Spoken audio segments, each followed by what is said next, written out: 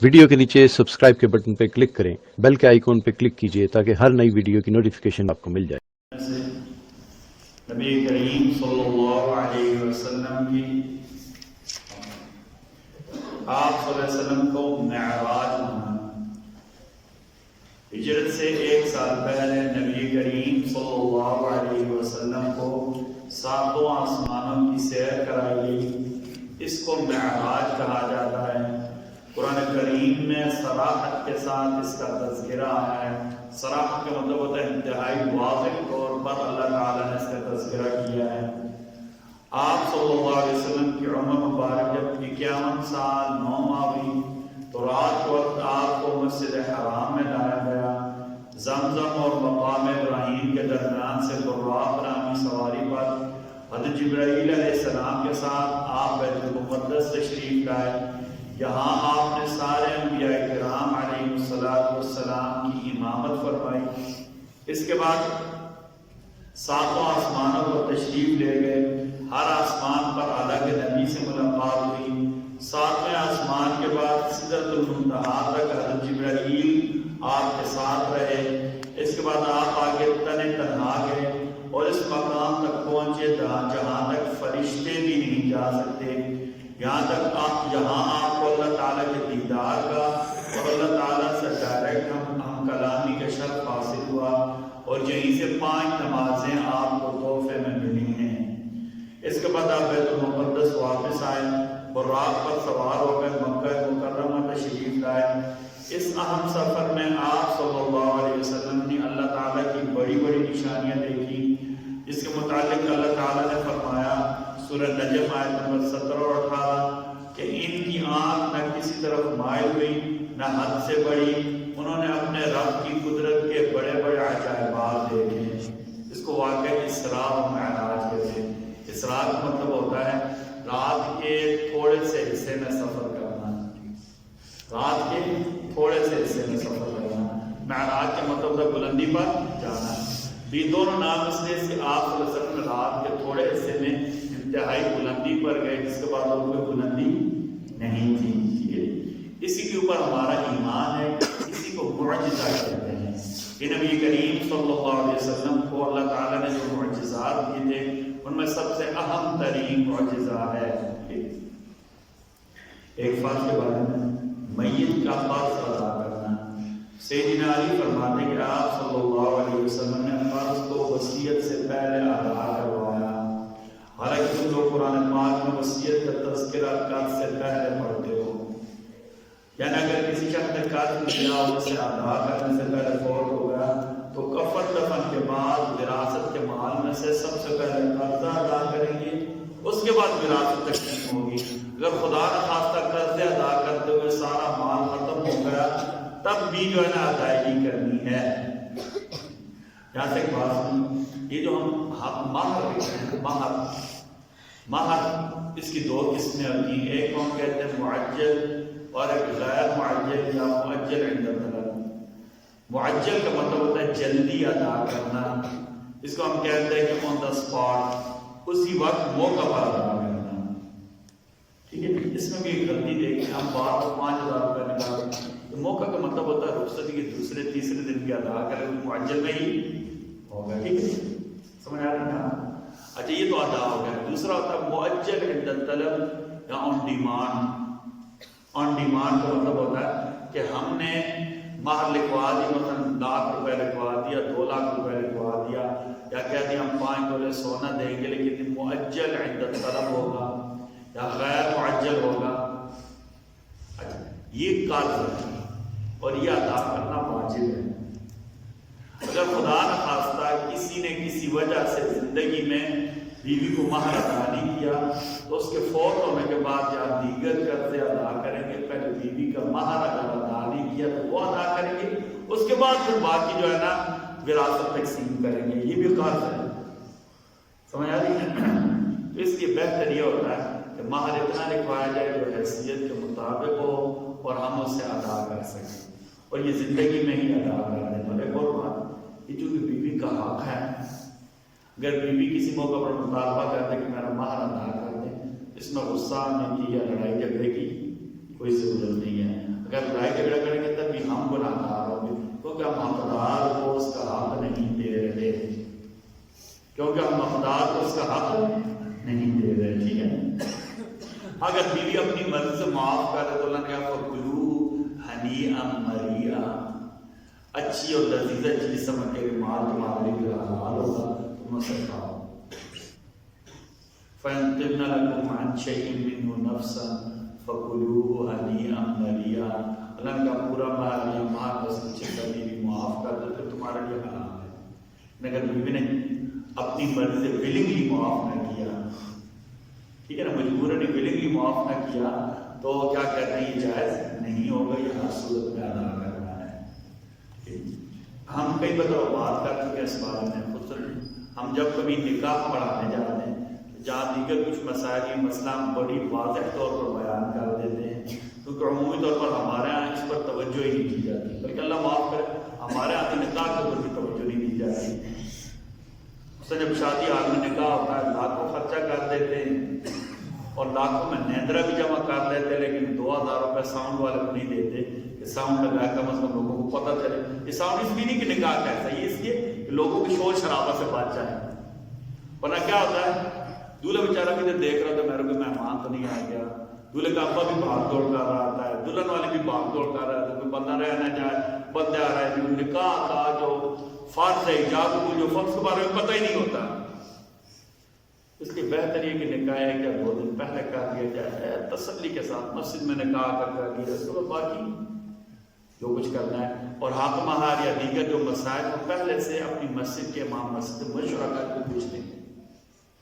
اور یہ معاملات ہوتے ہیں اچھے طریقے سے طے کرنے چاہیے، ٹھیک ہے جی۔ اگر تیل میں دنوں تو کوئی ضروری نہیں ہے، اگر لمبی چوڑی بارات ہوئی تو بھی کوئی ضروری نہیں ہے، اگر راجستھانی غرارہ نہ پہنا ہے تب بھی کوئی لازمی، اگر دولہے شنیا نے کلہ نہ پہنا تب بھی لازمی نہیں ہے، ٹھیک ہے نا، دولہے نے کہیں ملتانی کرسا نہ پہنا تب بھی لازمی نہیں ہے، ٹھیک ہے نا، راستے کی جوتے پہنے ہو، 500 روپے والا سوٹ پہنا ہو، کوئی مسئلہ شادی پر کوئی فرق نہیں رہے گا، لیکن اگر حجاب قبول میں یا ان معاملات میں کمی رہ گئی تو نکاح ضائع ہو جائے گا، فائدہ نہیں ہوگا۔ اس لیے ان کاموں پر زیادہ توجہ دینی ہے، جہاں تک آپ کی آواز لگتی ہے۔ عمومی طور پر کئی دفعہ یہ ہوتا ہے کہ ہماری اپنی بڑے بڑے اچھے دیندار ہو، بس چل رہا ہوتا ہے، لیکن وہ بھی رہ دیندار اب کہا تو کون مانے کہ بھائی آپ کہہ کر تو دیکھیں نا، ایسا تو سارے سوچتے رہیں گے بھائی میری کون مانتا، بھائی آپ کی مانے ہیں، آپ کا کام منوانا نہیں ہے، آپ کا کام بتانا، جیسے علماء مسجد میں بیٹھے مسئلہ بتاتے ہیں، منوانا ہمارا کام نہیں ہے، ہمارا کام کیا ہے بتانا کہ جناب یہ شرعی طور پر مسئلہ ہے، میرا کام کیا ہے، حتیٰ کہ نبیوں کو اللہ نے کہا تھا بلاغ تبلیغ سے پہنچانا ہے، ہدایت ہونا نہ ہونا یہ اللہ کا اختیار ہے، ٹھیک ہے جی۔ تو جہاں بھی آپ کا بس کرے، خصوصاً برادری میں، خاندان میں، دوستوں میں، محلے داروں میں، تو ان کو ان چیزوں سے آگاہ کریں۔ سر نکاح کا جو معاملہ ہوتا ہے کہ بہتر ہے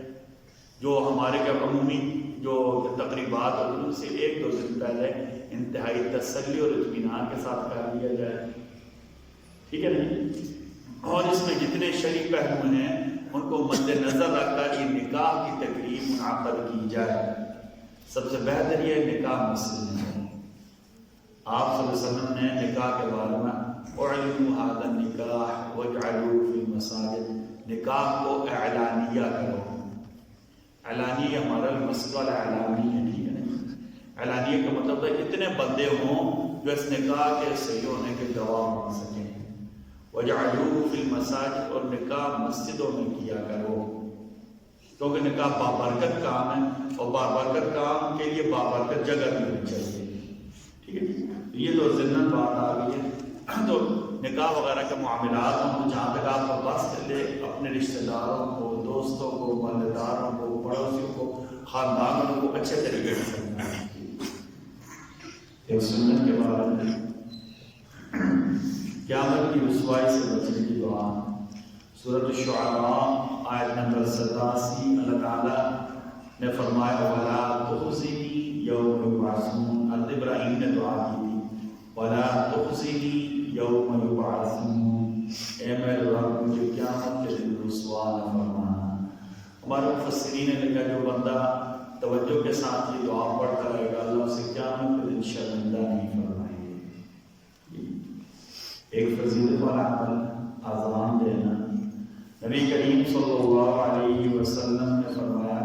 جس شخص نے 12 سال تک اذان دی اس کے لیے جنت واجب ہو گئی، اور ہر اذان کے بدلے اس کے لیے 60 نیکیاں لکھی جائیں گی، اور ہر تکبیر پر اسے 30 نیکیاں ملیں گی۔ ایک گناہ کے بارے میں سورہ حامیم السجدہ آیت نمبر 26 اور 27، قرآن سننے سے روکنے کی سزا کیا ہے؟ قرآن سننے سے روکنے کی سزا کیا ہے؟ اللہ تعالیٰ فرماتے ہیں کہ کافر لوگ ایک دوسرے سے کہتے ہیں اس قرآن کو مت سنا کرو، اس کے دوران شور مچایا کرو، امید ہے کہ اس طرح تم غالب آ جاؤ گے۔ چلیے یہاں سے ویسے دل بھی بات بتا، ہم اس کے خلاف ہیں، ہم اس کو اچھا نہیں سمجھتے ضرورت کے درجے میں۔ ہمارے عمومی طور پر جو ہوتا ہے شادیوں میں ساری رات گانے بجتے رہتے ہیں، اتنا بہنگم میوزک ہوتا ہے کہ 2 یا 3 محلے والے نہیں سنتے، اور ایک دن پر جو فائرنگ بھی ہوتی ہے، پٹاخے بھی ہوتے ہیں، یہ جو اللہ کے فضل سے ہمارے پولیس آتی ہے 10 سال رہ کر باقاعدہ قانونی اجازت دے جاتی ہے۔ ہمارے دوست تھے، ان کو کسی پولیس والے نے کہا کہ یار یہ غیر قانونی کام ہے، تو انہوں نے کہا آپ کو تو قانون کی کیا ضرورت ہے جناب، ٹھیک جناب کو قانون کی کیا ضرورت ہے؟ تو اس اچھا ہمارا میں آپ کو رویہ بتاتا ہوں ہمارا، تو اس میں کیا ہوتا ہے محلے والے اکا دکا کوئی حد سے گزر جائے، کوئی پولیس کو بتا دے، اچھا کوئی پولیس کو فون کر رہے ہیں، سارے لوگوں سے خلاف ہوتا ہے، تو جی دیکھیں جی خوشی کا موقع ترانے کو پہنچ ڈال دیے، لیکن جی لوگوں کی خوشیاں برداشت نہیں ہوتی، لوگوں کی خوشیاں سے برداشت، یہ ایک رویہ۔ دوسرا رویہ دیکھیے، دوسرا رویہ اگر مسجد میں اسپیکر پر آپ نماز پڑھا دیں، نماز قرآن مجید پڑھ دیں، تو یہ خیال کرنا چاہیے کہ گھروں میں مریض بھی ہوتے ہیں، گھروں میں مریض بھی ہوتے ہیں جو دیکھیں کہ قرآن سننا واجب، بھائی سننا نا قرآن کی سننا کہ واجب تو سنو، سننا واجب ہوتا، پھر سارے فتوے یاد آ جاتے ہیں۔ اصل میں یہ بوزدلی کی اور کم ہمتی کی، شادی ہو رہی تو پتا 10 بندے ساتھ ہے کہیں نہ کوٹنا پڑتا ہے، یہ مسئلہ ہوتا ہے، یہ کوئی اس وقت ہماری غیرت دب جاتی ہے، اور مسجد کو مولوی کو نشانہ بنانا آسان ہوتا ہے، ہماری پولیس بھی دوڑتی آ جاتی ہے، اللہ رسول کا نام کو لے لیا، ٹھیک ہے۔ وہ اکبر الہ آبادی نے کہا تھا، شہر میں تھوڑی مجھے صحیح نہیں یاد ہے، رقیبوں نے جا جا کے رپٹ لکھوائی تھانے میں، رقیبوں نے جا جا کے رپٹ لکھوائی تھانے میں، اکبر خدا کا نام لیتا ہے اس زمانے میں، ٹھیک ہے، اکبر خدا کا نام لیتا ہے اس زمانے میں، یہ یوں ہوتا ہے، ٹھیک ہے۔ تو قرآن جہاں پڑھا جائے اللہ شفا دیتا ہے، وننزل من القرآن ما هو شفاء، وننزل من القرآن ما هو شفاء، ٹھیک ہے، اللہ نے قرآن کو شفا بنایا ہے۔ اور اس میں بدقسمتی سے ہمارا جو برائلر قسم کے اسکالر ہوتے ہیں، برائلر سمجھتے ہیں فارمی قسم کے اسکالر جو ہوتے ہیں، وہ ماشاء اللہ اچھے طریقے سے میک اپ کر کے ٹی وی پر آ کر بیٹھ جاتے ہیں، وہ بھی نقطے نکالنے کے مایا کہ برائلر اسکالر ہوتے ہیں، ٹھیک ہے، یہ فارمی چوزا ہوتا ہے جب مرضی پکڑ کر بہت تو ایسے، ٹھیک ہے جی، انہیں خود اٹھنے جو ہوتا ہے نا لوگوں کو اٹھنے دیتا ہے، ٹھیک ہے۔ نبی کریم صلی اللہ علیہ وسلم کی نصیحت، آپ صلی اللہ علیہ وسلم فرمایا اللہ کی عبادت کرو، کھانا کھلایا کرو، سلام دعام کرو، یعنی ہر مسلمان کو سلام کرو، اور سے جان پہچان ہو یا نہ ہو تم جنت میں سلامتی کے ساتھ داخل